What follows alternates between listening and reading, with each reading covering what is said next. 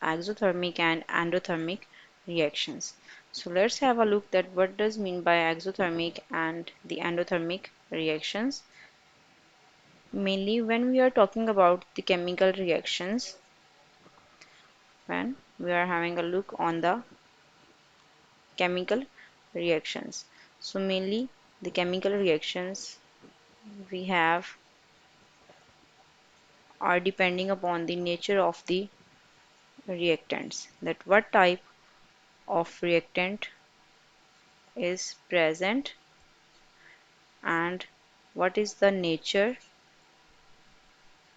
what are the main properties of the reacting substance, that is known as reactants. On the dependence of these all properties, mainly they have been divided into two types. The reaction type, first one we have endothermic reaction,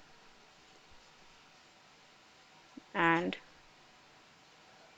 the second type we have, it is exothermic reaction. So what does mean by this endothermic and exothermic reaction? Let's discuss these two topics with the help of an example. So when we are talking about the exothermic reactions, so the word exothermic, exo means basically exit and therm mean heat. So mainly the chemical reaction in which we have, or the reaction that precedes with the release of energy, with the release of energy or with the release of heat, that reaction is known as exothermic reaction. Exo mean exit and thermic mean heat.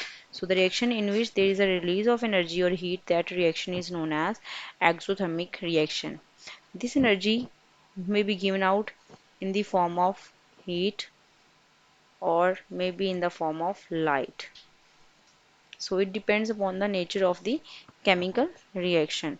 And in this reaction, the energy or heat is given out to the surroundings, given out to the surroundings.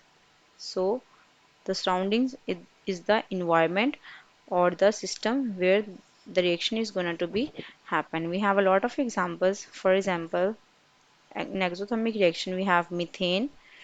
When it is burnt with the extra supply of oxygen, then we just gain the products like water, we gain carbon dioxide, and we gain heat. As in this chemical reaction, heat has been released. So this is the example of exothermic reaction. This heat is produces in huge amount. So the burning of the gas in the presence of oxygen produces three products: water, second carbon dioxide, and the third one is heat. So due to the release of heat, this reaction is known as exothermic reaction. Next we have its second type, the reaction, that is known as endothermic reaction. Endo means there is the entry and therm mean heat.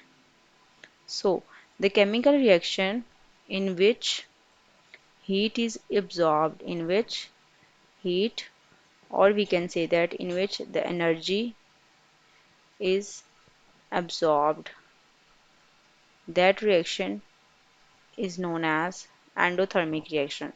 If we have a daily life example like the cooking of an egg, when we need to cook an egg, we must need to provide energy for the cooking of the egg. So this is the simple example of endothermic reaction. Along with, we have also other examples related to the chemistry of endothermic reaction. For example, when there is a ionization. Ionization means if we need to remove the electron from the valence shell. It's mean the process of making of the cations. For example, we have an atom and we need to change it into the cation. So for the removal of the electrons, we need to provide energy or heat to that system. So this is the reaction of endothermic reaction, the reaction in which the heat will be absorbed by the substances. That reaction is known as endothermic reaction. Endo mean there is a requirement of heat, there is the entry of heat, and we have to provide that energy by ourselves, because some of the reactions are not gonna to be happen at low temperature or not happen by itself. So for these reactions we need to provide energy to them, so that's why they are known as endothermic reactions. So this is all about our today's lecture.